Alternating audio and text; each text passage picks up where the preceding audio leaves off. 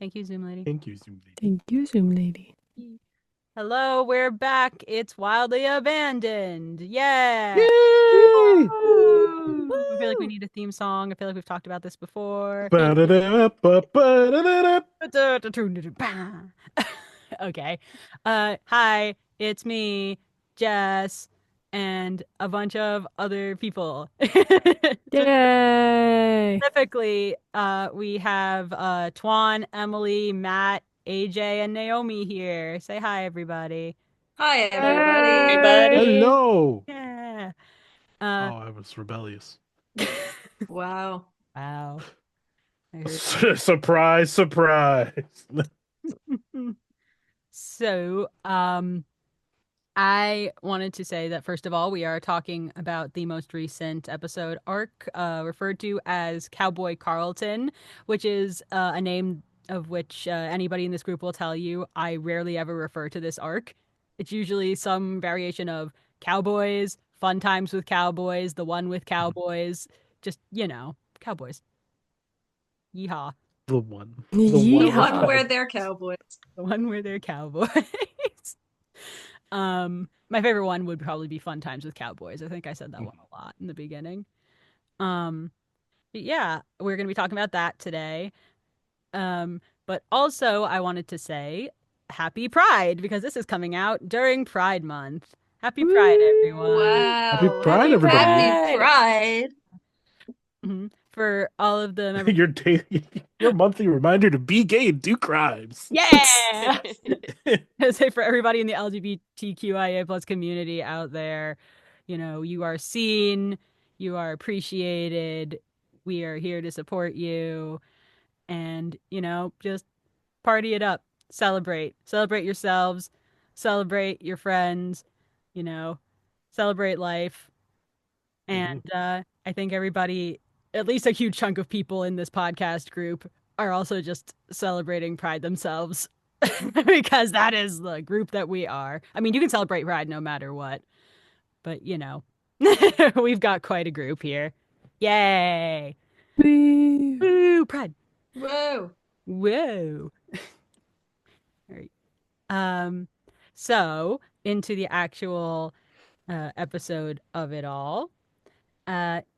This was, I think, I mentioned this before we got on this call. This is the potentially most lighthearted episode of this season. And that's saying that with a lot of not so lighthearted bits in there. Carlton going through a full-on existential crisis being the big thing, where as well as what's it called? Oh my God. Here we go. Losing the train of thought already. I was gonna say I really wanted to in these episodes point out that Westerns and the tropes associated can be really cool. The actual time period on which it was based, it had some problems. What? There's nothing problematic about the past ever. Nah, especially not the 1860s in America. I can't think of anything that happened during that time period. No. Man. I can't even finish the joke. Yeah. So I tried to, I think, straddle that line as much as I could without being too horrifying and still allowing us to have fun. Mhm. So with that being said, I think it's also worth saying here that this was a time travel episode, sort of. And by sort of, I mean there was a time machine involved. You're just gonna have to find out. To what degree it was involved is a whole other thing. But I knew that at one point I wanted to do something involving time travel at least once. And this was these episodes for season 2 were actually the first ones that I wrote for all of season 2. Mm-hmm. Which is probably why it's the least traumatizing, because things just got dark from there. It was a strong opener for those of us who got to read it early. That is very it was it was meant to be, it happens right in the middle, or kind of a little past the middle of the season. It was meant to be while still an important episode for character development for a character, in this case Carlton, it was meant to be more silly and evocative of some of the zanier stuff that we did in the first season. It definitely has a lot of zaniness going on in there. Oh yeah. Oh yeah. Well, you can tell I definitely I do like westerns as a genre. I wouldn't say I am like a huge fan and have an extensive knowledge, but I have a few that I can think of in my head, not just westerns but parodies thereof that I very much love. I feel like maybe because of social media in the past few years, Three Amigos is finally getting the love it deserves. Um if anyone's seen that one with Martin Short and Steve Martin and Chevy Chase, it's actually pretty good. Chevy Chase. Yeah. I mostly focused on the Steve Martin and Martin Short part. But The Martins. yeah, the Martins. Yeah, Martin. Yeah, but I like that one. I know that Mel Brooks comedies don't exactly age well, but I did enjoy Blazing Saddles as as what it was, a parody, as well as I think for an actual legitimate Western, A Fistful of Dollars with Clint Eastwood was much better than I thought it was going to be. It was really, really epic and pretty good storytelling. I enjoyed it a lot. So, and I can you count Django Unchained? Because that movie is also I feel like you can count Django. Yeah. yeah, he's got the cowboy vibe. He is a cowboy. It's in the setting time. Yeah. Don't look at what the movie calls him. He's a cowboy. Don't look at that. Yeah. Yeah. I get cowboy vibes. 100% what Cowboys did. It totally wasn't. Not even in the genre. Well, that is something that I make a point of saying in this script, both as the writer and as Elliot. So the chronological accuracy, Elliot, was very funny for me. Because I think that he would 100% care about historical accuracy, especially having lived through the time period. Oh, definitely. I knew that was going to be the biggest running gag with him for the whole thing. And I think... actually. Yeah. My favorite was just the indignation of the cows. Yeah. The indignation of the cow, that's true. I mean, for me, I feel like it might have been like a little bit terrifying because, imagine if you went back in time to Tuesday and all of a sudden everything that you did Tuesday isn't happening. Yeah. That's something completely different is happening. You're like, what is happening? Yeah, I feel really bad because I didn't realize how badly I fried my mic when I screamed "This town is rife with anachronisms," and I was like, yeah, too late to change that now. And we're keeping it in. We're keeping it in. He has fried the atmosphere. His rage. Yeah, if there's anyone who could, it's Elliot. Yeah. So, yeah, that's on our team. Yeah, I think going through, I feel like everyone gets a running gag of some kind in this, even if it's not some more than others. I was talking about before this call, Delia's whole desperado gimmick right down to the theme music is... The theme music killed me every time it came on. And I feel like it was well deserved. I think Delia needed her own theme music.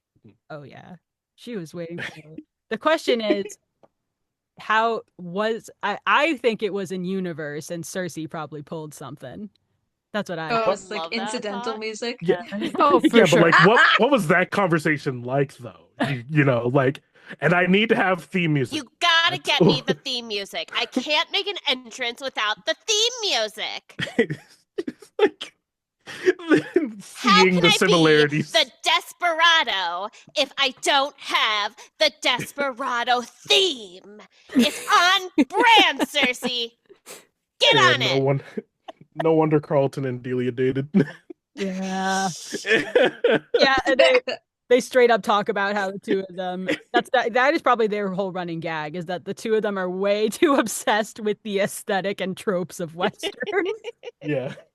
As opposed to the actual time period, which I mean does come in handy for both of them, because I think this is the closest either of them have come in the series so far to like playing any sort of mental chess with each other. Yeah.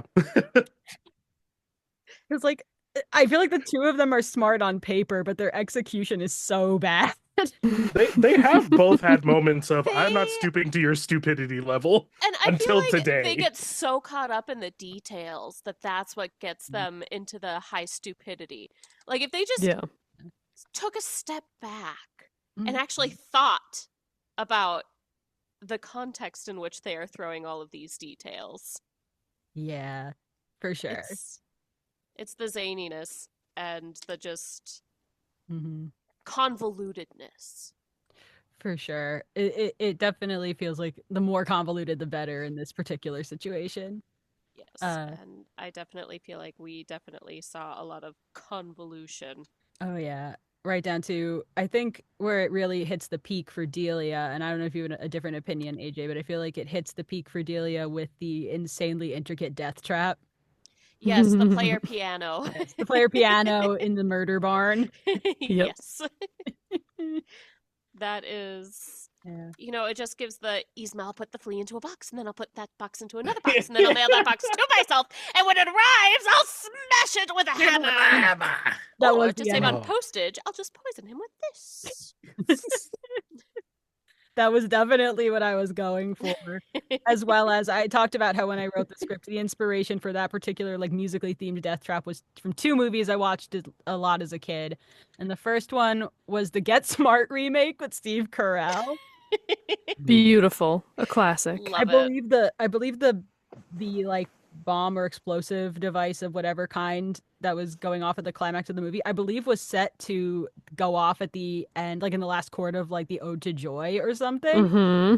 Yeah, and I was just like, ooh, I like that. And then as well as the intricate musical death trap in The Great Mouse Detective, which the burlesque scene in that movie for children was also inspiration for why Miriam has to do a distracting saloon dance. Oh, I was like, where are we going with this? Yeah, that's where we're going. Okay, I feel like, I don't know if it was anybody else, but as a kid, that went right over my head. I was like, and now watching it as an adult, I'm like, the only reason they got away with this is because it was the 80s. Listen, I've never seen The Great Mouse Detective, and from the sounds of it, it's probably for the best that Honestly, I personally was not shown this. No, honestly, it's a pretty good movie. It might be among one of my more preferred Sherlock Holmes adaptations. That's hilarious. Even though it's not a direct Sherlock Holmes adaptation, but it's like an adaptation of an adaptation. Anyway, I'm not gonna be the one who gets off topic this time. That to one of us. You think you will eventually become one of us? You can only hold out for so long. It is inevitable, It is. as one of the many things in life. Well, circling back to some of the running gag stuff, I would like to point out, I think it's not a tremendous running gag, but it does get mentioned twice. But we talked about this before in one of our Halloween readings that we did. I don't even know how many years ago now. Oh my gosh. But it's that Algie doesn't like horses. Yeah. Yeah, he does not like them, does not trust them. Just the antithesis God of a horse girl. He is just, yeah, he doesn't like the idea that something else in this world can be viewed as fast and majestic. He's trying to corner that market. Did we, since this is the first, like, or at least to my knowledge, the first character who's strongly taken that stance, do we get to coin the phrase? What?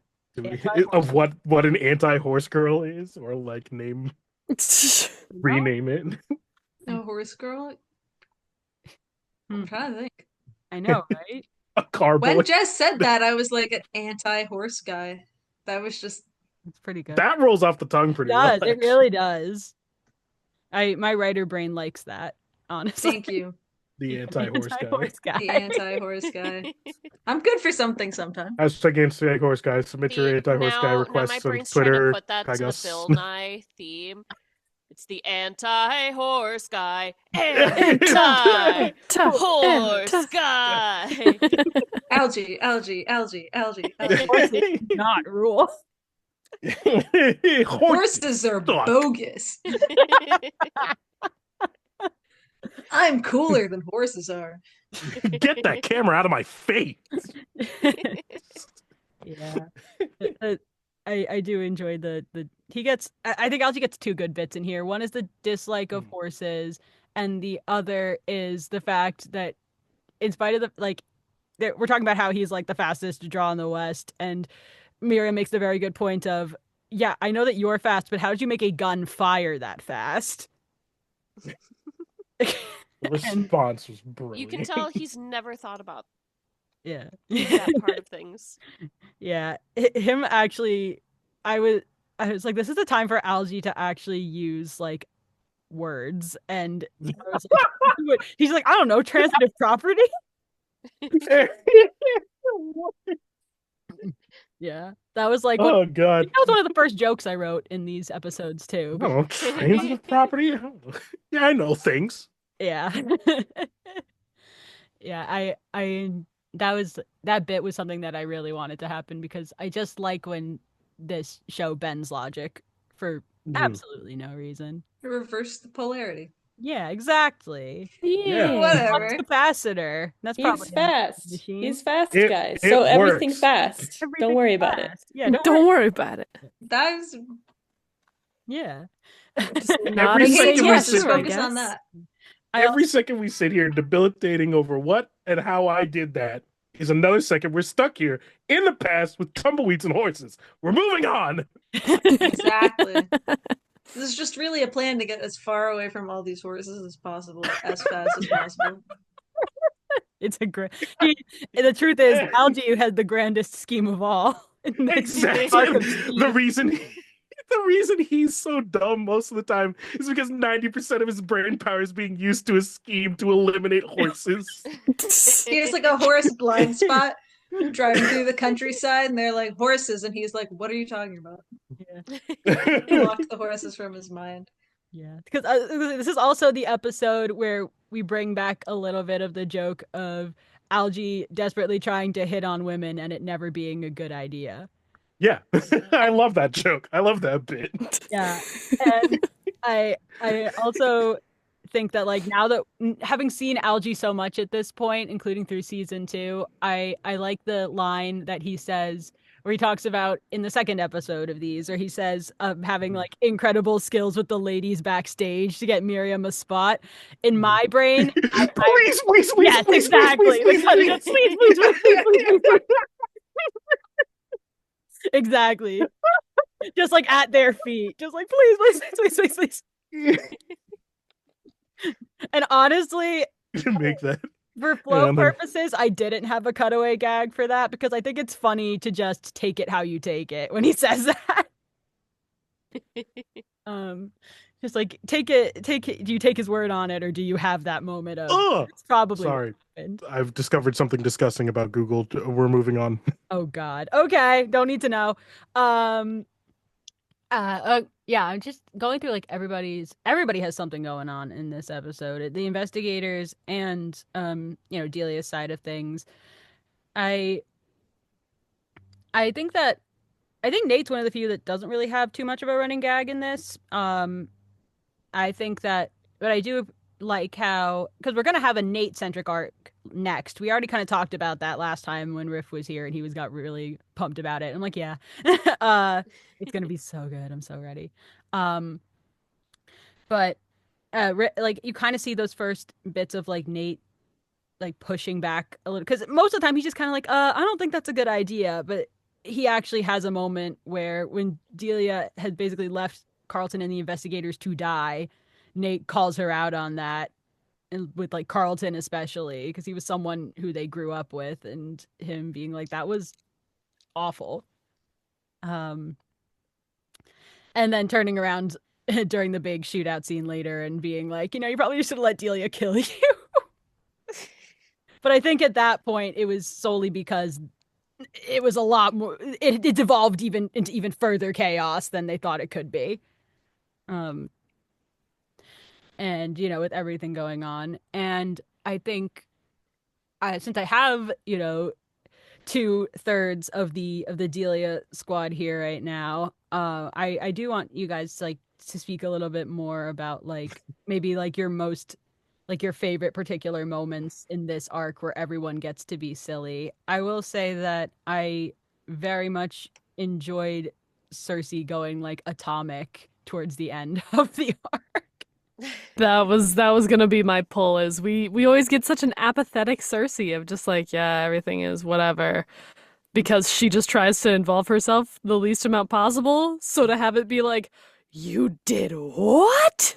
That was very fun. And it's also funny to me that like she was shot, and that's how she Yeah.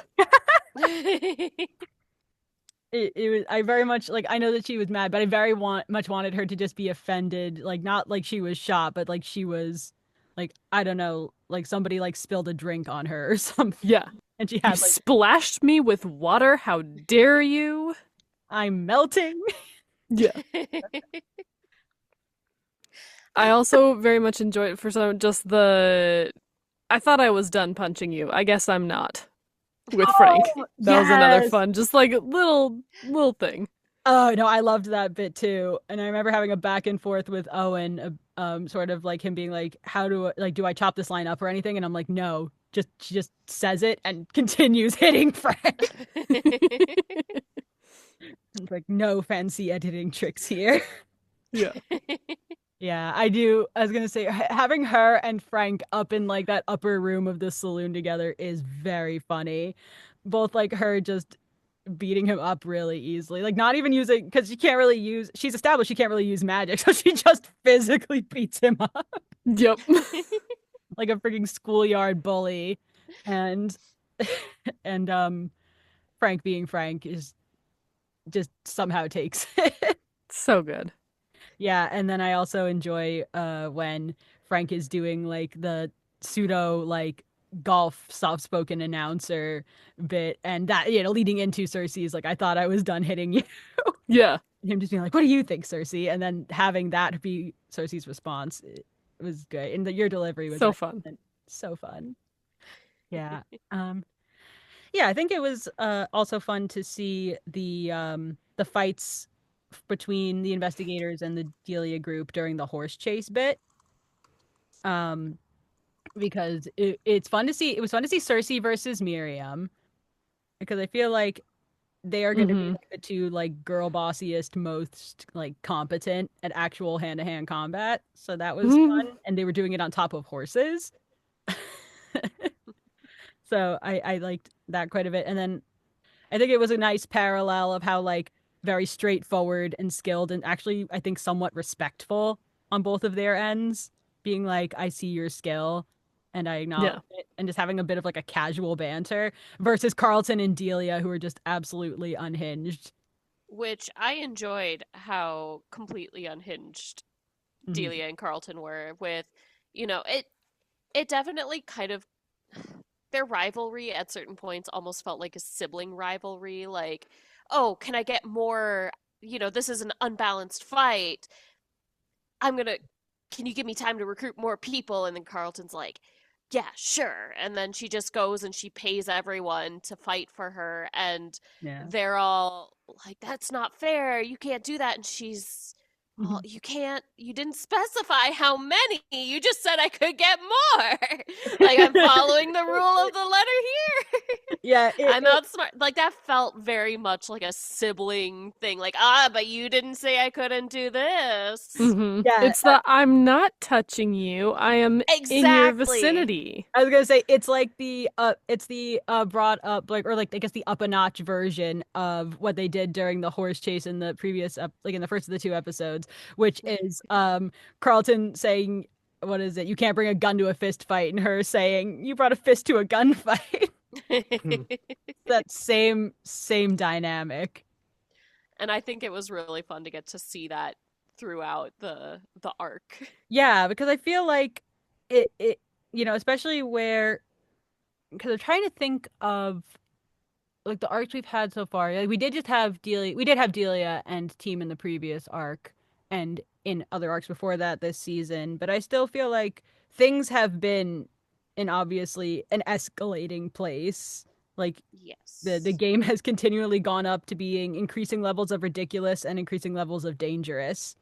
And with this season, we will see that hit a peak. Or yeah, like definitely hit a peak towards the end and like all come to blows. And it's going to be really exciting when that happens. But for now, it's fun to kind of revel in the ridiculousness of it a little bit and realize that like while this is in reality, this would be horrifying, there's a certain degree of comedy here that that you have to acknowledge. And like kind of speaking of, I guess, bad guys and not necessarily like zooming out of the Delia group a little bit. So Lester is a character that exists. So Lester. Lester, the Old West equivalent of Chester was the intention. And I had a minute where I was like, maybe I'll just have Riff do Chester, but with a Western accent.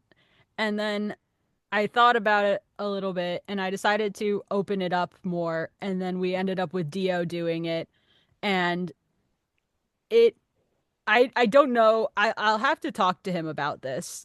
But to me, when I heard it, I was just like, who let Yosemite Sam into this podcast? What it felt like, honestly. Yeah, it was really good. And as funny as it was, Lester is also one of those characters that points out like, hey, this time period wasn't so great. And I enjoy Miriam making a point of telling Carlton, I'm gonna punch him. Yeah, and then she does get to punch him, and it's a real sign of Carlton's character growth by the end of this arc that he fully takes the minute to remind Miriam that like now is your time, take your shot. And I think I hadn't had that written in there originally when the very first draft of this, and then I realized that would just be like, I guess, the cherry on top. You're like, this guy needs some comeuppance, and Carlton needs a moment to just show that he has some kind of perspective now. And it's like, this is it. And Miriam gets to punch a very awful person who's also kind of funny. So, who's also kind of funny. Yeah. Isn't that how it is? Sometimes you can't help but laugh at terrible people.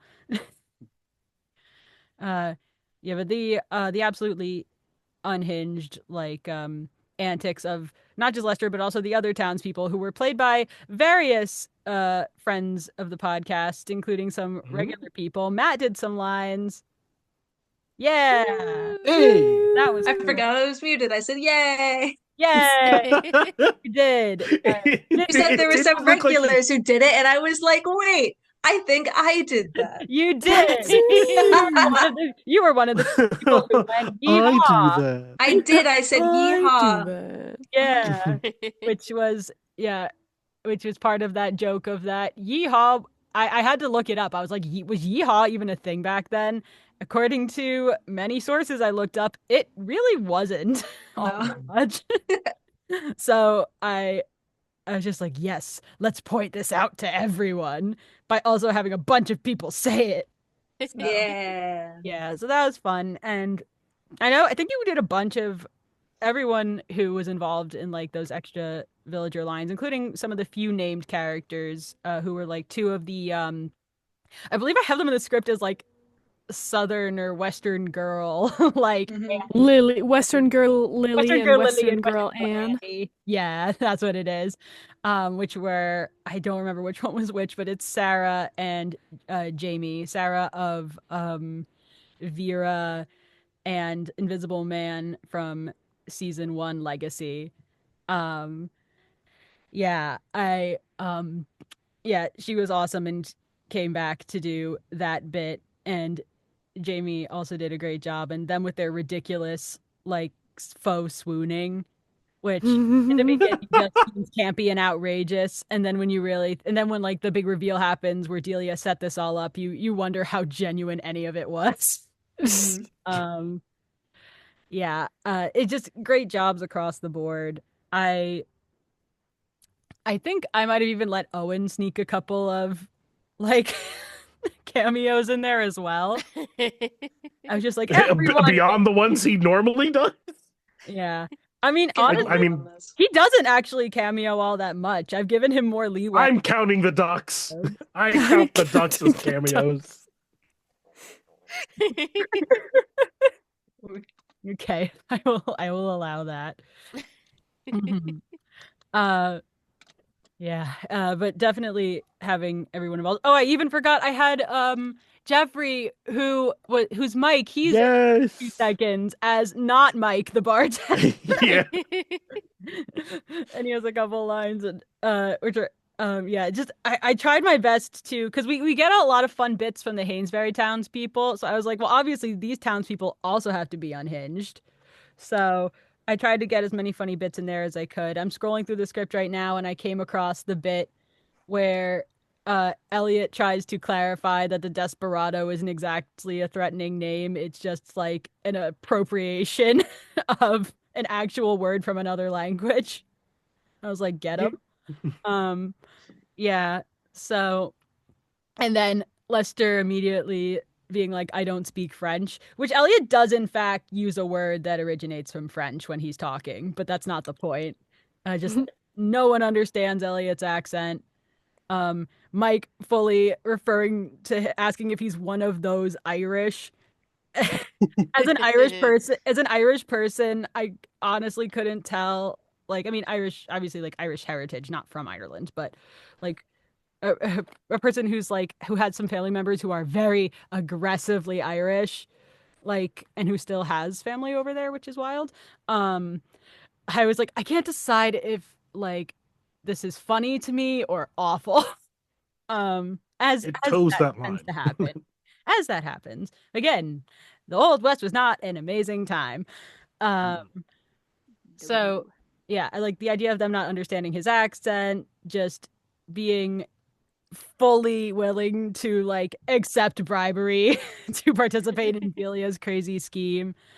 Just I wanted as many silly things in there as possible. Even we'll talk about this more when I make a new Zoom link. But I laughed so hard when at Dio's delivery as Lester of before Miriam's song and dance number, him going gentlemen and gentlemen.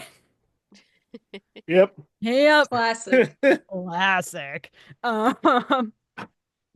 So I was just like, this is going to be a hybrid of, this was a quite literally, like people talk about the Wild West and how it was lawless out there. I was like, how can I make this both scary and funny? And I hope I did a good job. Yeah. And just sorry, I'm seeing that we have less than a minute left, so I think now is a good time to stop here, and then we come back. We'll talk about a couple more things from this arc, and then I have a little extra activity as per usual. I will. Ooh. Yeah, we will be back in a second.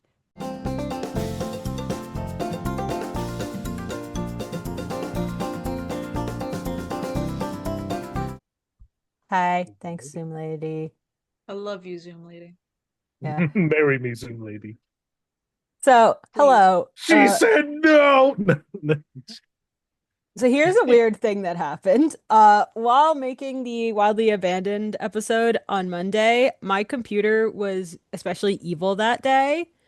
If you didn't know, it's me, Jess. I feel like you know what that's at this point. Yeah, though. And Twan and Matt are also here. Also special guest Owen. Hello, Master. Howdy. So yeah, back to what I was saying. The Wildly Abandoned video, which a small chunk of it got lost. Yay. So we're here to come back and just I guess take up a little bit of that space that is now just a gaping hole in the Wildly Abandoned episode. Luckily, the yawning abyss. Yeah. Luckily, I remember most of what we talked about, and it honestly wasn't I don't want to say it wasn't too much, because I mean that just kind of that sounds mean. I don't know. But I will say that around this point in the call on Monday, Naomi had just run out for being sick and they had some really nice things to say as someone who wasn't in the episode. Just generally that it was so great, especially with the sound effects in the first one. Go Owen. That was the actual note.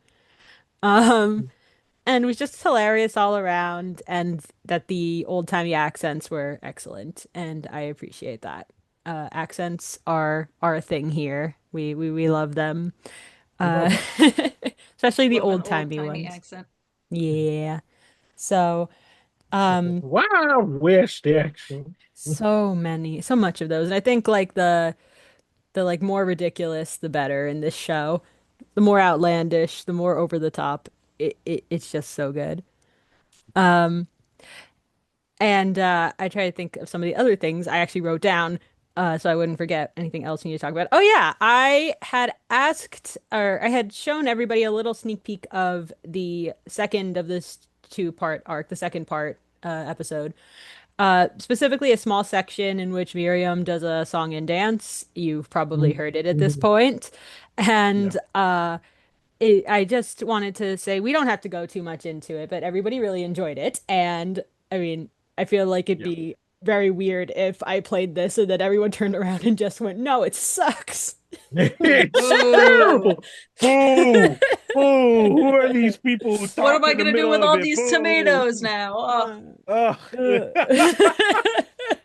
So, I just wanted to say it was really cool. This was like the effort of a bunch of people. I am by no means a songwriter, and I just wanted to write something really goofy and silly that didn't take itself too seriously, because then I would have to take myself seriously, and that would just lead to a whole thing. Um, but I enjoyed writing a very short, like one page of actual music, and then handing it off to Finn, who did some of our editing in the first season, and he's since had other opportunities. And I just told him, I'm like, if you do one more thing before you're out of this completely, I need you to do instrumentals for this. And he was all about it, and he asked me to push back the due date so that he could bring in a friend to play live acoustic guitar, and it was sick. So that was great. We had a friend of mine, Jessica, who took over for Miriam's character in the remakes of the four pilot episodes. Uh, she came in to sing, which was really cool. I had to have a whole conversation about her, or with her, about how Miriam is not really a singer in universe, so don't make it too good, but it still sounds great. And it's really fun, and I think everybody will enjoy it. Even the dialogue that was done over the instrumental part is really funny to me. And I took, for me personally, I did several takes as Elliot of "Oh my, that is bad," because I just really enjoyed it. Uh, I think that, I mean, I think Tuan, of the people in this call right now, you and I are the only ones I think in that little scene, but Yeah. it's a fun time. I feel like given the situation that Miriam has sort of ended up in just because tropes, and it was the most convenient way, unfortunately, to distract these misogynistic old-timey people. Um, like, first of all, the song itself, she gets to just do a big middle finger to everybody, but then also just making this thing that could come across as demeaning, just she doesn't just clearly she does not care, so she just starts doing whatever the hell she wants to do, and that's how we get the robot. She just starts running, and I just love how she just starts running out of ideas and just rolls with it, and that's what we love about Miriam. She gets stuff done, and she does it on her terms. Um, hell yeah.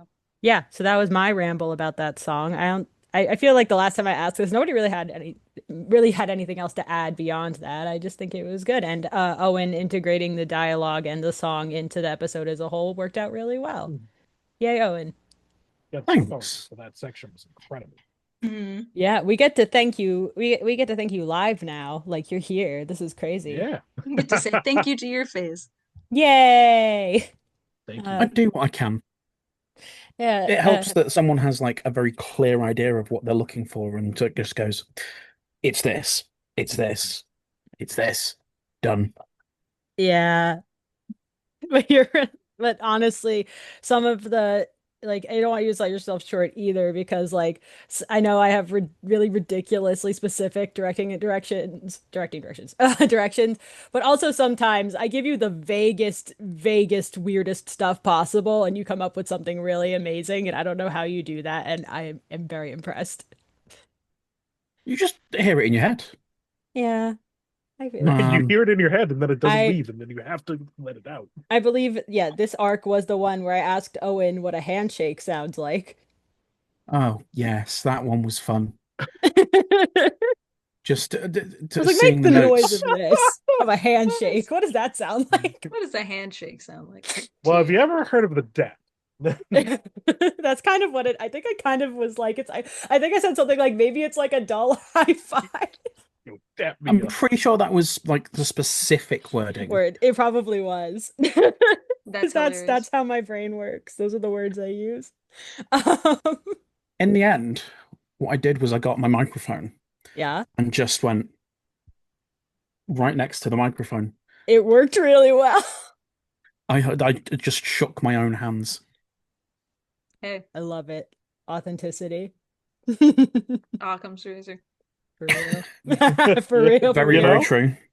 Yeah, I think that um I mean, we kind of talked in the bit of call that got deleted about just how all the little like stupid cowboy tropes in this that like in this arc that make it really fun and really special.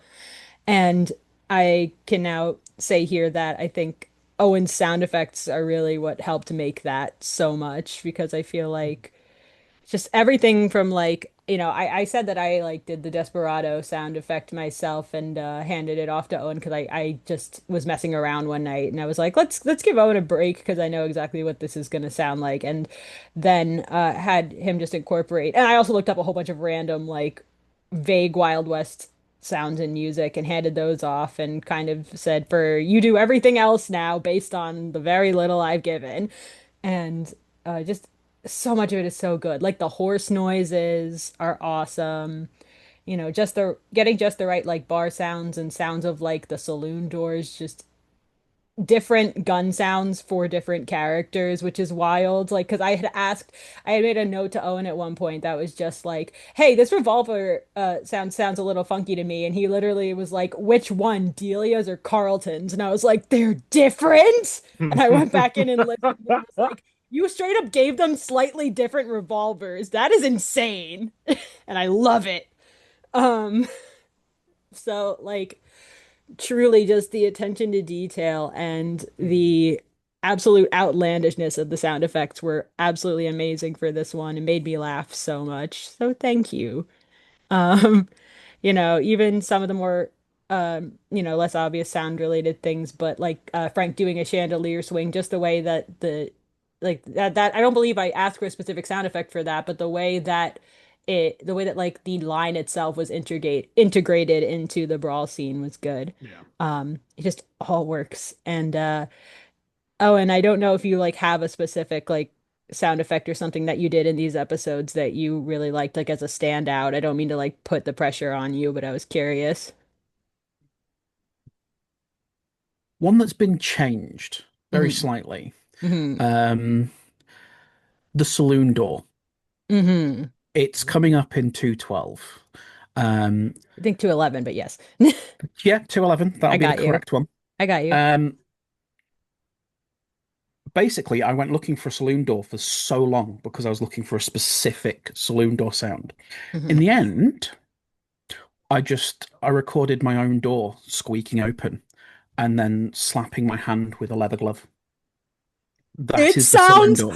no way. It sounds That's so genius. Hell it's yeah. so genius. Oh my gosh. I did not even think that's it doesn't even sound like that. It fully like oh my God. Excellent Foley work. I My think you mean it gosh. full. Damn it. I got you. I got you. I beat you. Um yeah, oh my gosh, that's awesome. But like that's what I mean. Like you Mhm. put in a little note going saloon door, and in my head, I hear specifically like a squeaky door slamming open, Mhm. and then that like flick as the Yeah. hinges wiggle back and forth, and I'm For just like, real. now I've got to make that. Yeah. It was, you can, yeah, wow, that is so impressive. Because Mm. I just would have, me and my lazy butt just would have been on the internet for a million years trying to find a clip of it somewhere and like sample it. Googling Yep. saloon door dot MP4. Saloon door noise. And this is why you do what you do and why MP3. you're good at it. We salute you. Saloon door, clean saloon door, clear saloon door, quality saloon door. So good. You don't know how many trying to like different search terms I used, Saloon I and believe all of it. them were just WAV. they were just all wrong. I was like, I'm gonna have to do this Yeah. myself. And you did it. It's so good. Hell yeah. Wow. Uh, okay. Yeah. Well, it's sorry. It's just so cool to get to actually talk about this with you for like a second. Yeah. Whatever you want. Yay. Um, we are a little pressed for time though. So I am going to move on here to so what happened is we also have the beginning of the chaos round that was lost as we call it. And I thought this one would be fun in that we have so many heavily genred episodes of this show and so many homages to different things that I thought it would be fun like to kind of fit that this was a very ostensibly Western Cowboys themed episode to like try to see heinous investigations in other kind of like AU settings essentially, based on different genres and different mediums and things like that, mostly genres. So luckily, most of that conversation is intact. But one thing that did get lost a little bit was the action thriller part. And I just realized, yeah, the first category was action thriller, but I just realized I left out a big thing. So this episode's called Cowboy Carlton, and I didn't mention Carlton very much. Uh, this is the few seconds of talking about David segment. Hey, I know Uh, that guy. the obligatory gushing about David segment. Yeah, I mean, I remember I texted him, I think the day of the episode coming out, and I was just telling him, I'm like, this was awesome and it's really funny and you should listen because he'd been asking me, to be clear, he'd been asking me up to this point. Um, and I do sometimes when the episodes get released, I will, for certain ones, just because I think of it, go on to like Discord or text or something and like let everybody know, good job, it's so good, guys, you know? Uh, and I texted David specifically because he'd been asking me and had been anticipating this because he had a lot of fun doing it. I mean, uh, I, sorry, I just, my head's in a million places. Yeah. So I texted David and just said, it's out. It's really good. You should listen to it. I hope you like it. And David immediately, just so excitedly talking about how good it is and not being able to get over not just his performance, but everyone else's, because that's who David is. He's like, even when Yeah. he's really good at something, he just talks about how good everybody else is. And it's kind of infuriating, but also really sweet. Um, so, just yeah, all around just excellent work. I told him that I feel like this was the most, and he agrees, actually. We both are on the same page that this is probably the most nuanced performance of Carlton in this point in the season so far, because up until now, he's mostly been more of a supporting role, very much the opposite of what he was in season one, more of a supporting role and more of a comic relief. I feel like in quite a few places. So I really think that knowing David as a person who like you ask him to do something fun and silly like this call, and then he'll have like a little tiny monologue about the dramatic depth of like a slapstick joke that I did. Um, like he was very excited to get to experience Carlton's existential crisis about Cowboys. And I just think he did it well. And I think that my personal favorite part of the entire thing, I don't know if anybody else has a particular David bit that they liked in this that they might want to shout out for when he inevitably listens to this. Um, but I'll just say for me, I mean, and there's so many good parts here that he's just like really his whole freaking out in the beginning when he realizes that they've time traveled to the Old West after he had said time travel is stupid. That whole entire segment I really, really love. But the thing that gets it the most for me is him going ee. It's the it's Yeah. it's the Yeah. ease for me. It's Silly. the The squee for squeal me. is definitely is very it It's was very so good. good. Yeah. It it was so good. It's I believe like when I talked to David about it, he was straight up like Carlton gets to be a little silly dork, and I'm like, yeah, she's just he can be silly. He's a silly He could goose. be silly as a treat. Yeah. Yeah, He'll be a exactly. little silly as a Yeah, treat. he doesn't have to be angry and brooding and annoying the whole time. Yeah, He he can could be also be annoying like in a silly way, a little silly. a little silly, A and A then little little silly. and guy. then yeah, and then learn a lesson and actually be pretty badass. So Hell yeah. good job, David. Thanks, And David. now back to the chaos thing. Uh So yeah, we back to these AUs that we were thinking of, which was very hard for me to come up with a list because I have so many episodes, like we've done so many episodes already, and so many episodes I have planned that are very genre specific, and that will be very exciting when that comes. AJ said something like in our list of AUs here, she had hoped that space opera would be in there, and I was like, well, actually, about that, there might Go. be an episode set in space. Um, But is it one not? day. I mean, I've said before, this show is kind of a free-for-all toss-up of things that I want to do with the same characters in it and dealing with it. Uh, but the main one that we missed out on a little bit by missing that chunk of video was, yeah, the action thriller portion.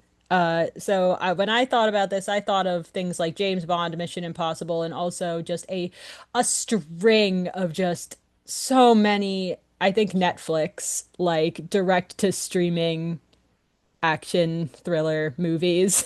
Um, so we were just trying to see like where every investigator would fit in that particular context. And the one that I do, I'll start us off here with the thing I remember the most vividly from the original conversation was that Martin's hat that he wears, because you know, if you've seen any of the promotional images, Mhm. and it gets mentioned in the text a lot, is that he has one of those old-timey straw boater hats that he wears almost constantly. It is his lucky hat. There's lore. We'll get to it. But his hat specifically would be like odd job style and just weaponized. And I think we nailed that. Hmm. And we also said that the central character would have to be Miriam. Of Mhm. course. Yeah. Yeah, just would have to be Miriam. And then I can't remember exactly what we said for Carlton because while Carlton in He's like a the Bond generic girl, you're Yeah. right. Thank you. 'Cause I was gonna Yeah. say, while Mainly Carlton in Bond. most cases, obviously. yes, while in most cases, like most producers would Owen. cast Carlton as the lead in things. Uh, I will say, he as Frank references in the original, like in the second episode of the series as a whole, that is where many a Hollywood producer would put Carlton in that role. But it would be amazing to see him as a Bond girl. As he should be. Yeah, I see it. Owen's just like, no. No, it's more like I can absolutely see Carlton as a Bond girl. Yeah, right? Like Exactly. So you I'm get Yeah. it. Yeah, okay. I'm shaking my head at just how well it fits. Yeah, it does, really, I honestly. know things sometimes. Yeah, Matt. Um, But which era of Bond girl? I've seen exactly mm, 0 James Bond movies, so if that's not true, I saw Skyfall. That's not true. That yeah. sick Adele song in the beginning, I was like, this is a long song. It is a long song. Yeah, welcome to James Bond. That's true. And every James, I've talked The about my first 50 personal, minutes are the song. I was like, my whoa, per, that's crazy. I will say I had to play a James Bond medley in middle school band. That Was was it 2 years long? it was pretty long, yeah. For a middle school band, like those songs are usually like 2 minutes. I think the James Bond medley was like 5 to 7 minutes. Whoa. That's what it felt like. And a huge chunk of it was Live and Let Die, as it should be. Live and Um, let die. Wow. That's crazy. yeah. But I have a personal vendetta against Bond songs because they almost always, if not always, win Academy Awards. And the most recent one beat out the Spanish language song from Encanto, and I'm still not over it. Did Skyfall win? Yeah, It I'm was a pretty sure. good song. It was a good song. Yeah, that was a good song. Yeah, Thanks, these Adele. Bond Shout songs out are to Adele. Bond songs are undeniably good. I'm just sad. I like Encanto. It's a good movie. Yeah, it's a good movie. I think it's the last Disney movie I genuinely enjoyed. But anyway, yeah, so I think so we know where those things would like where those people fit. I mean, again, just going back to Miriam really quickly, just oh my gosh, I just realized I came to another thing. I would never want to put Rachel in a Taken scenario, but like if that ever my happens, brain went there. if that ever My brain happens, was like, wait, Miriam what? would We never be. pit the kids. I mean, to Yeah, be I fair, just maybe I was just like, Rachel just I'm gets just not kidnapped gonna and held for ransom. Maybe it's not. We don't have to take it any further than that. Benji I is think I've got the somewhere. solution. Mm-hmm. What do you got? Rachel and Kid. Benji. Mm-hmm. Rachel and Rival Benji crime find lords. themselves Mm-hmm. in some form of like Knives Out type whodunit. That's crazy. That's real. And it was Frank's fault. Oh yeah. Frank did Likely something. story. They're in like a pocket dimension, Mm. completely safe. Yeah. But Miriam has no idea because Frank refuses to tell her until they get back. Oh no. And so Miriam's hunting people down to find out where Rachel and Benji have gone. I love like, how People I love how are bodies are dropping. Thriller, yeah, I love how this action thriller involves Rachel and Benji being an entirely different genre. They're just in a whodunit. Whodunit. In a clue glass Whodunit. whodunit. They're safe. They're completely safe. They're totally fine. They're fine. Totally fine. What's They're Daniel Craig playing- gonna do to them? Nothing. They're playing. Oh Talk no, at we've them like Falcon Leghorn. bridged the gap. The two genres they're crossing. Daniel Craig. They're just playing board game, but a little more for real. There's two versions. There's Daniel Craig that's in the Bond version. They're evil twins. They're twins. There's the gay one that's in the glass onion, and then there's the straight one. I just posted my Daniel Craig fan art yesterday. They can I never love you, Dan. meet. Shout out to Daniel Craig. Shout out to Daniel Daniel That's my Craig. James Bond, to be honest. Oh my. Who else Until can I they shout get out? another one. Uh, This so- becomes the shout out episode. Yeah, I'm trying to think of any other actors, people I can mention. Okay, well, maybe you'll think of some when we talk about some of the other thriller stuff. We said that Frank would be a combination of like a demolitions expert and like the Q. Yes, we stand by that. I mean, Elliot, I guess you don't really. I feel like action thrillers are usually devoid of medics because they're just indestructible. He could be like the guy in Face Off who takes their faces off. Shout out to Nicolas Cage and Shout John out to Travolta. Nicolas Cage. What we ended up going with He's is the that, guy like, in the chair. Elliot is the actual Q, and Frank is the fake out Q. We're like halfway through the mission, he has to get involved. Yeah. I'm saying he's like, the hey, of little the two buddy, tech take guys. this He's the guy in the chair, and then it's his time to shine. Yeah. I like to think of him. Has anybody here seen Nobody? I didn't know. I have not.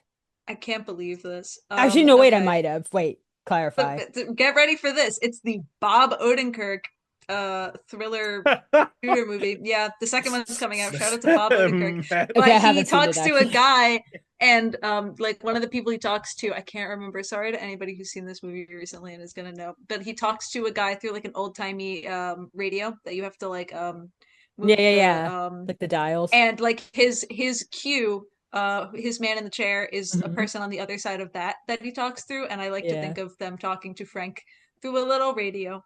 Oh, it's big. Like you just hear Frank's name Frank's voice coming through, like all crackly. Oh, that's good. But it's him yelling.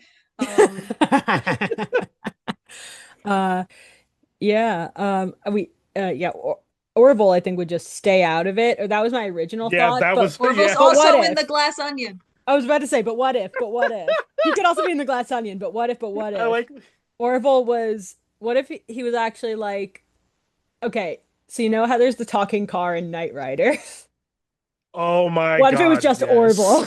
It's just Orville. Just Orville in the back seat. Orville backseat drives.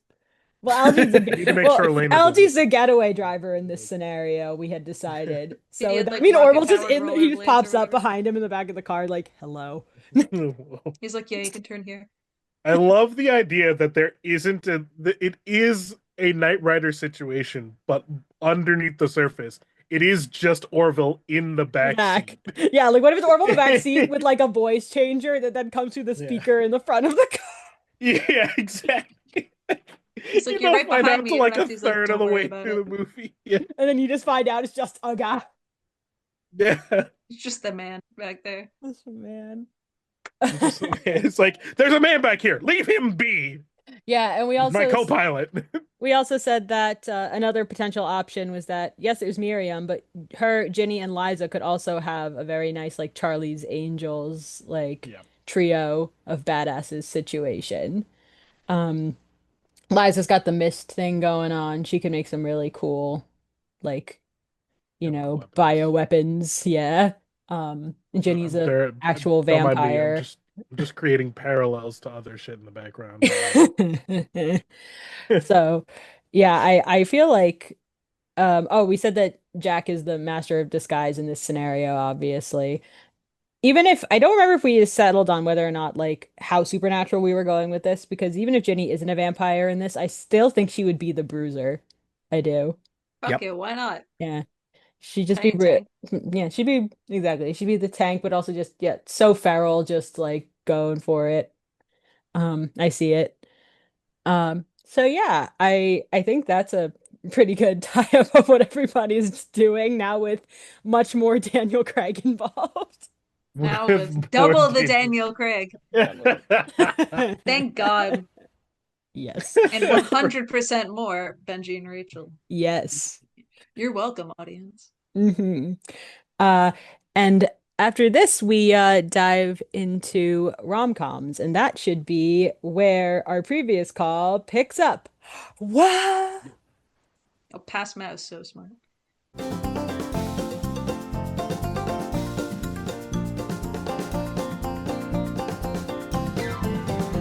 Okay, that was weird, but now seems like a good time, therefore, to move on to talking about another genre I've written down here. I have rom-com. Oh boy. Classic. I mean, we have a lot of the ship dynamics already. Yeah. We're like a couple down. Yeah. If we're going off of like, if it's Miriam and Carlton, it gotta be like a Mr. and Mrs. Smith type rom-com. Right. But if it's like Ginny, you know it is the most sappy, lovey, like rainbows and butterflies. The big sticky wicket here is if it's not monster related, why do all of these people know each other now? Well, yeah, exactly. I mean, like where would they work? Like what would would they be doing? Would it be like a coffee shop, AUs? They work at a college. Oh my god.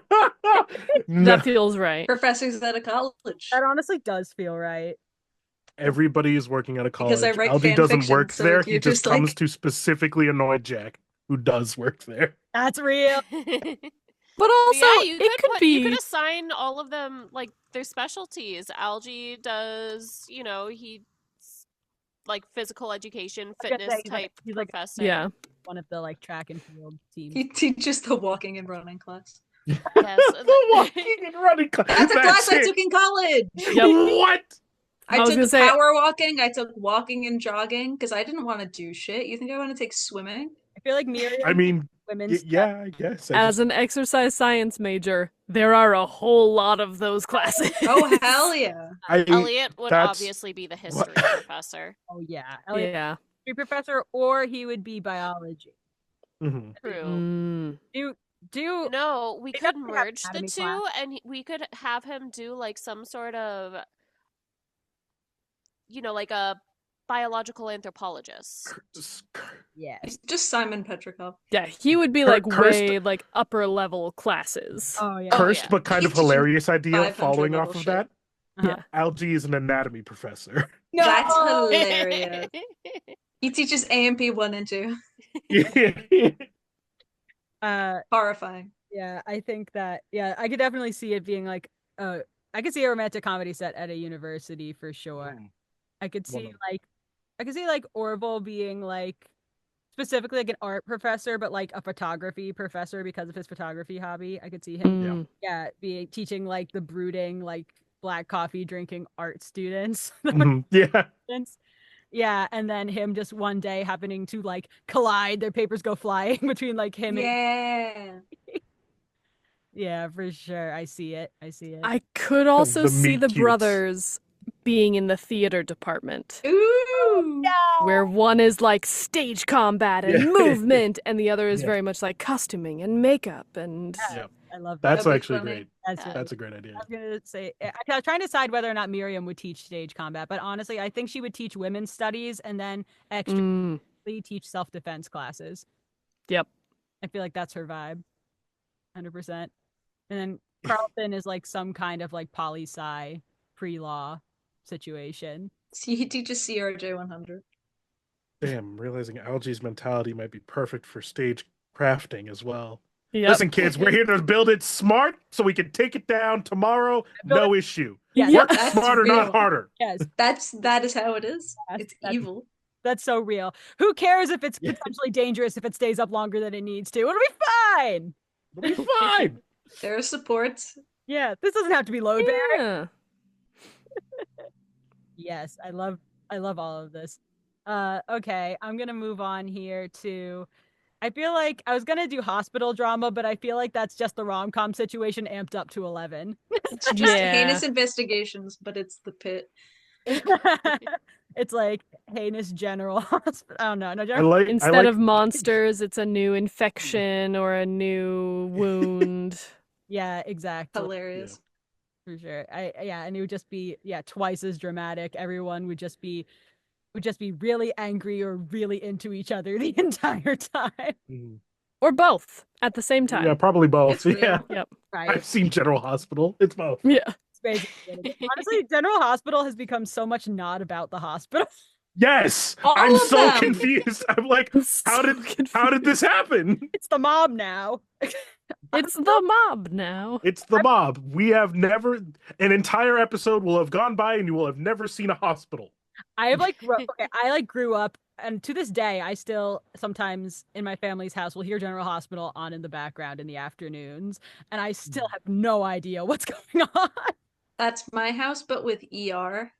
Oh, that's real. And I'll just walk in, and my mom will be like, "That sucks," and I'm like, "What happened?" She's like, "That guy got crushed by a helicopter," and I'm like, "What are you talking about?" Literally, what are you talking about? I like how it's just a casual. That sucks. I like the idea. Just watched it like 8 times.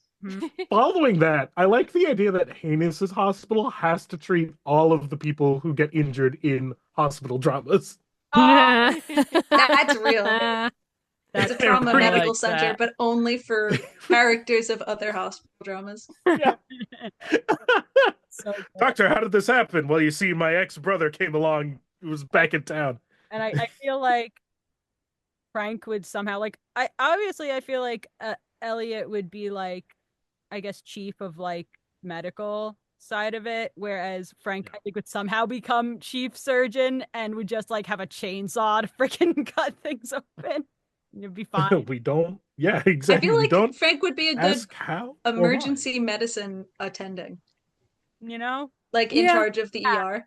Yeah, I can see that. He's always trying to do like battlefield medicine, and everybody's like, "We literally have the technology," and he's like, "Ah, yeah."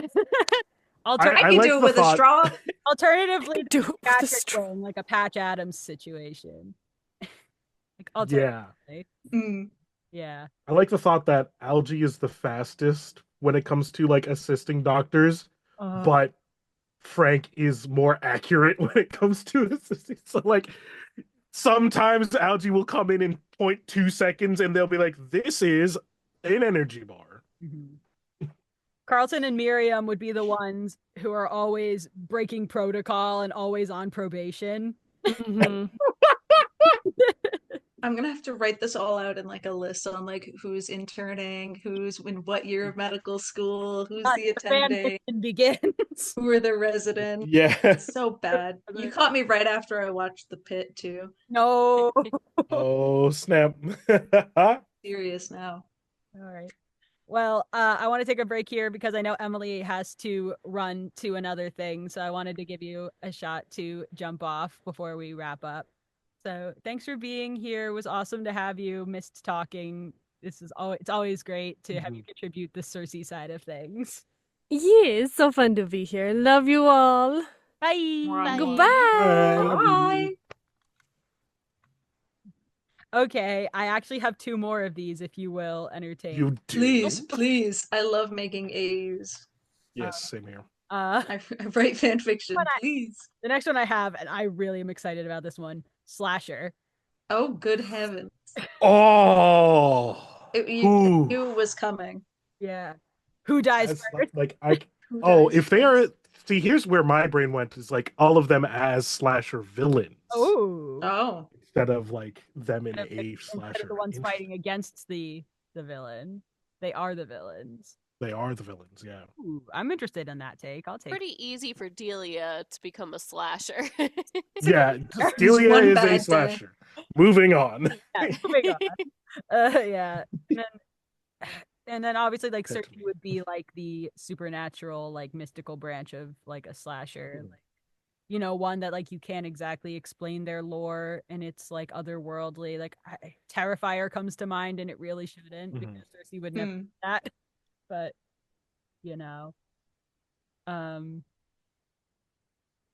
Yeah, I could definitely see that though, the kind of like unexplainable like I feel like if we were going to keep Nate on the villain side, he would be the one who, like, the type in a thriller who you couldn't trust his narrative. Like, he's suffering from some sort of psychological break where nothing seems real, and like sometimes he's feels like a normal member of society, but weird things happen, but it's actually just him not knowing that it, like, maybe he's sleepwalking, maybe he has a multiple personality thing going, something carbon like monoxide poisoning. Yeah, just something where it's actually Nate causing the issue himself, but he doesn't know it, and so it messes with his mind. And his overbearing sister just tells him to, you know, it's nothing, don't worry about it. I know we're trying to stay out of the supernatural, sort of, but it's kind of the Cersei of it all. We're in slasher territory now. Yeah, like I know we are, like, if we're sticking to a more like I mean, I know that there's a lot of the times there's a supernatural element to a slasher, but if we're trying to keep it more grounded, in spite of that, I should say, I could also see Nate as like a Renfield to Delia's Dracula. Oh, yeah. That's true. Yeah. That is true. Bust down the door. Delia! Sawed off shotgun in hand. And even just like him being in a room with like a bunch of other people and him just like going like, she's coming. And him just immediately like his like breakdown being the sign that things are about to get so much worse. Yeah. I see that as well. Because there's other kind of like slasher type villains. Because there are some people. Actually, no, that's a lie. I was about to say there are some people in Heinous Investigations who I couldn't see in some slasher capacity, but that's not true. They're all capable. Yeah, they are all very capable. I fear for the Liza slasher. It's by far the most terrifying one. Like, yeah. I kind of think her as like a Pennywise. Little bit. Yeah. Just like, hey, I was thinking, you want a balloon? There's this one. Oh, and then you pop the balloon and it's actually just her gases. And... Yep. Mm-hmm. Drags the unconscious victims to her lair.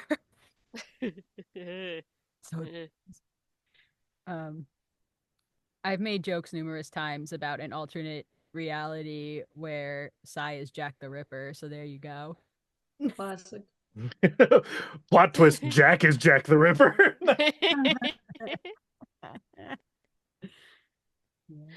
Oh yeah. This summer, every man. Oh no. See,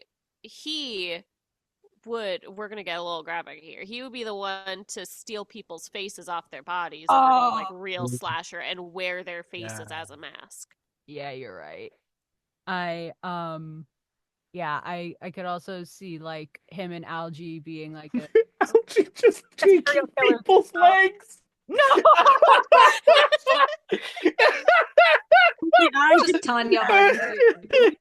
He has to be the fastest, and the only way to make sure he's the fastest is if no one else can run. No one else can. But then you have to wonder about. But then you have to wonder about the people like the wheelchair users, because that's another. Do they still have legs?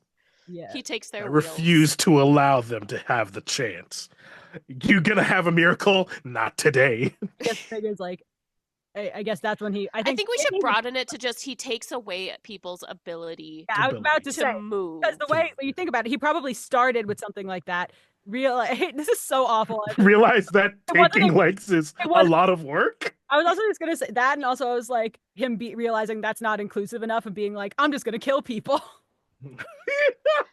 But I could see that his preferred way of incapacitating. His preferred way of incapacitating just quickly able-bodied users is by slicing a tendon, or wheelchair users again could still be slicing the tendons that are in the arms instead get him in the femoral artery. It's fine. Exactly, or in some way getting them. But see, you need the scare factor of like they're getting ready to run, and then like through the slats of the staircase as they're walking down the stairs to investigate, just Achilles gone. Yeah, and then they fall down the stairs and it's a horrible crunch, but they're still alive and they're pulling themselves back on the floor and blood trail. Yeah, exactly. Sorry, we're getting gory, but we are talking slasher. We are talking slasher. I could also see him like just speed tackling someone really hard, because that just running through people.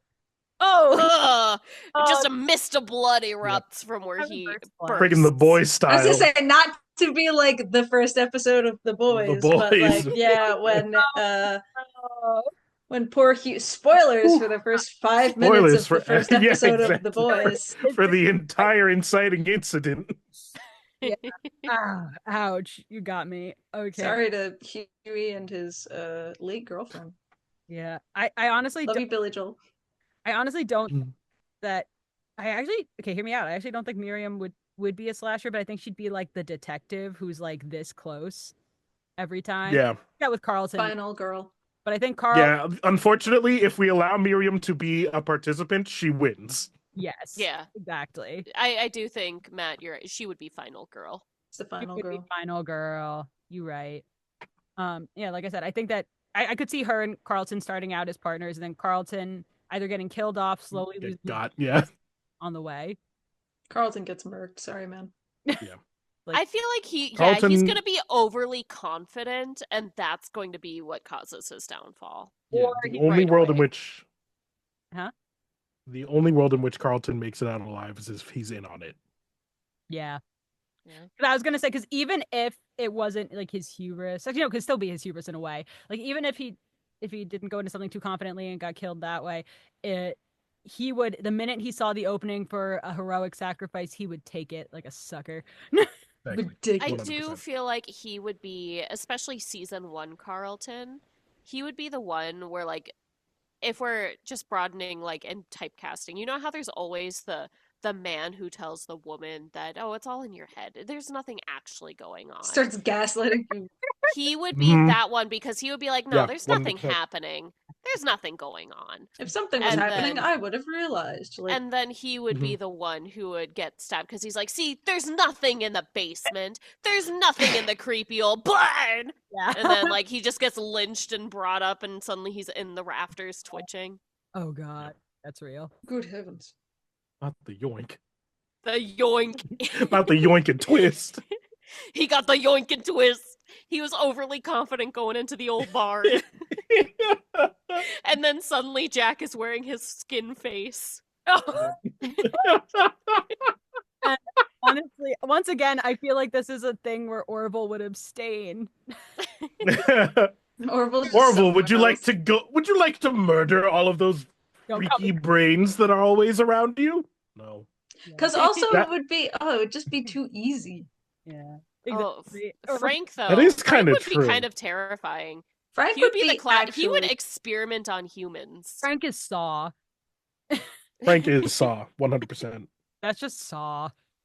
You find yourself strapped to a bomb, but you're strapped to a toilet, and you have to. It's a toilet bomb. There's a bomb in the toilet. You have to get yourself off the toilet and disable the bomb. You have to I think Frank might be worse. Bomb. Yeah, Frank is like, if I die in this scenario, not only am I dead, it's also embarrassing. Mm-hmm. Yep. Death by ultimate wedgie. Yeah, exactly. The subatomic wedgie. Yeah, I do think though, if like Orville was going to be in one of these things at all, I feel like he might not even be a person, but he might be just like, you know how there are like creepy mannequins or props or things? Like I feel like there'd be one that looks suspiciously like Orville that's just lurking in a corner somewhere, and you get a jump scare, and that. Yeah. Ooh, that's probably that doesn't quite count as slasher. Never mind. Okay. Ginny would be the one who is like the true. No, she would be an actual like psychopath where you think she's your friend. She's so good at fooling you, and then she secretly is manipulating everything behind the scenes. But because she always acts so innocent, you don't realize that she's causing all of the horrendous events, and so everything goes wrong. And suspiciously, Ginny always happens to be the one to check up on you right away, right after it happened, before anybody else actually has a chance to know about it. And that's when the audience is like, wait, when did they tell her that this happened? Yeah. How did she know that this person's leg just got crushed by something falling down, like a dresser falling down a staircase? And then you make that, and then like whoever it is, Miriam, I guess, and this makes the connection right at the end, and it just becomes like this intense moment. Yep. And then the tension ramps up, and suddenly you get the climax of the movie where it becomes like an all-out fight for your life kind of moment. Classic. Yeah. So if I can make a full 180 from that, well, maybe not maybe not a full 180 because I can't say a full 180 because there is some trauma always involved in these. Studio Ghibli film. Oh boy. That's the one I'm ending on. It's more. I feel like that's more of a style than it is a. I do have certain. I did pick one that was not genre. Themes though. One that I was like, I'm curious of what. There are themes, but it's like. What do we think the story and themes would be of a heinous investigation, like inspired Studio Ghibli like film? Is my big question. Like, would it be one that's more? Well, now we have to figure out what the monsters represent. Yeah, it's like what's the scale on like how? Yeah, like how big are we going? How fantastical? How big are we going? I feel like it would have to be pretty fantastical. We're thinking like because even if you're like. A lot of the classic Studio Ghibli that everybody knows and loves, you get a lot of fantastic elements. So I definitely think that the monsters are going to be there, but rather than like action fighting, it's more about having to either accept the presence of the monsters and work with them, or you have to and like your hero would probably be like, again, Carlton. And if we go to one of the more recent releases like Boy and the Heron, going into a fantastical world, or even Spirited Away, where you go into, it's more of a portal fantasy where you have the normal person going into this fantastical place, and then throughout the journey, Carlton would encounter these different ones, and then Delia would be the one who's kind of trying to foil Carlton because there's a certain status quo in this other world that is trying to be maintained, but Carlton's trying to get back to his family, whatever that is, which again, Spirited Away, Boy and the Heron is an overlapping theme. So I could see it be kind of like he wants to get back home, and then maybe he runs into, like, we're getting into all of these other people, and maybe these other people, like Algie and Jack and Liza, maybe they've been there for a while, but maybe they were also actually from the real world, and maybe they kind of forgot who they were. And the longer they stayed there, the more they became part of the world, and that's where their powers come from. Yeah. And so Miriam wouldn't have been there as long, but she's getting like heightened reflexes basically, and so she's like the next latest addition to this new world, but like ones who have more prominent powers like Algie and Jack have been there longer. Ginny and Elliot have been there the longest. Orville has probably been there for a while too.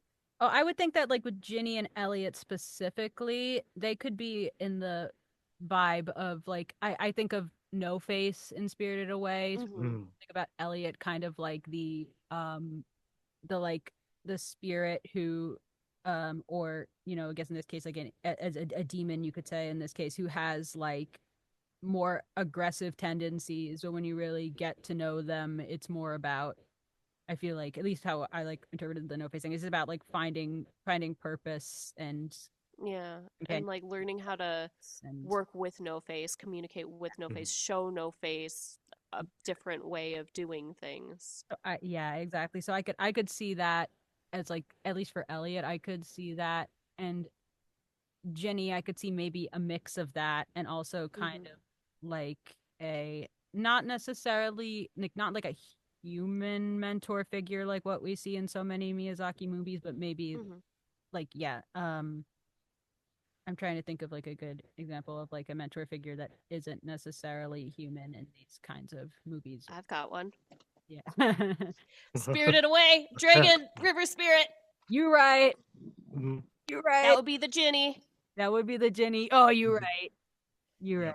And then I feel like Delia and Nate also probably are pretty new to this world, but they've just been kind of like, Delia wanted to kind of take it over, and so she established her own status quo, and she needs to be overthrown. And then everybody who becomes part of the crew has to make the big decision of, do they want to return to the world with Carlton and Miriam, or do they want to stay here and kind of keep their powers? Yeah. Because as soon as they leave this like different spirit realm, they're going to lose their powers. I could, yeah. And I could also see, now that I think about Carlton and Miriam, I could see Carlton ending up in this other world and Miriam being like the kind of like the noble knight or whatever who like goes after. I see that as well, kind of. So that is where my mind goes. Feel free to disagree. I loved all of that, and I would agree quite a bit, especially because we have that whole portal scary sphere thing in the Heinous Investigations universe that sticks out to me. And also, Delia would probably be affiliated with war and capitalism in some way. She would be the allegory. Yes. Or the allegory. Sorry, I can't do words. It's all good. I know what you meant. But she would be for like war and capitalism within this realm, because maybe this realm was peaceful until she came, and then she established this, and now she's trying to keep her status quo, and Carlton banding these people together threatens that. Yes. And then Nate is going to end up turning to, and like Cersei is how she managed to get the foothold, because Cersei would be like an ancient spirit that Delia would manage to somehow kind of like encapsulate and use her power to help establish and very influence. Like fire demon Calcifer-esque. Exactly. But Nate would end up turning on Delia, helping release Cersei, and then that would be the whole like final moments of like fleeing this place and people deciding and like taking down Delia. And so Delia would be like the main one that would have to get taken down or have to somehow be converted and shown the way. Maybe Cersei's power was somehow corrupting to Delia, and once you sever that connection, Cersei's able to return to her normal spiritual self, or maybe like more of a neutral character than a hardline good, hardline bad, and then Delia can like have a little bit of a, oh crap, kind of like the Witch of the Wilds in Howl's Moving Castle, how when she becomes the old lady, she's just essentially harmless. Yeah. You know? Yeah. And then Delia would basically become that. Yeah, I see it. Or the Witch of the Wastes. Yeah, there it is. Yeah. That's it. Witch of the Wastes, yeah. Yeah. And I think it'd be I think you definitely out of his investigations could have that good balance of like, you know, drama, like, you know, some deeper allegory, some like really whimsical, heartwarming moments, and a little bit of humor. I think you can get there with it for sure. As I'm like a runner, imagining this as a nice little animated Studio Ghibli. So. I know. It's like, get on this Studio Ghibli. I think that I would say a runner-up would be like a Ginny focused like Kiki's Delivery Service-esque thing. Oh, cute. You can also see that. I also can't stop thinking of The Cat Returns now, which I know is not a Miyazaki director. I love that as well for a similar, like, stranger in a strange land, I guess, or whatever you want to say, kind of thing. It would definitely be one of those for sure. Yeah. I don't know if anybody else has any other thoughts, but if not, I think we're good to wrap this one up. What do you guys think? I think Odysseus is ready for me to go down and get him his dinner. His dinner, yeah. Yeah, he's ready. He demands it. Yep. He wants to be fed. All right. That is the voice we give him. He's